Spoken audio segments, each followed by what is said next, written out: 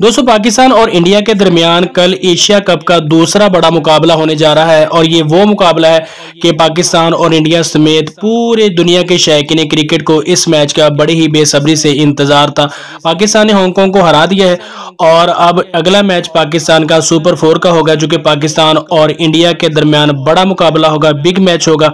और इंतहाई कवी इम्कान है बल्कि पाकिस्तान इंडिया के खिलाफ अपनी हार का बदला भी लेगा और इंडिया को ये मैच हराएगा और एशिया कप में जो पिछला मैच पाकिस्तान हारा है उसका बदला भी चुका दिया जाएगा। इंडिया बहुत खुश है कि सूर्य कुमार यादव की परफॉर्मेंस बड़ी ही ज़बरदस्त है। हांगकांग के खिलाफ जैसे उन्होंने बैटिंग की, लेकिन वो नहीं भूलना चाहिए उनको कि फ़खर जमान और खुशदिल शाह ने जिस तरह से हांगकांग के खिलाफ परफॉर्मेंस दी और उसके बाद पाकिस्तानी बॉलर ने जिस तरह की परफॉर्मेंस दी वो सबके सामने है। और इंडिया टीम जो है हांगकांग के खिलाफ जो परफॉर्मेंस थी वो तो कुछ भी नहीं है। पाकिस्तान ने 155 रन से हांगकांग को पिछाड़ा है और उसके बाद पाकिस्तान कल इतवार के दिन अपना अगला मैच सुपर 4 का पहला मैच इंडिया के खिलाफ खेलने जा रहा है। इंडियन मीडिया बहुत चीख रहा है, चिल्ला रहा है कि पाकिस्तान के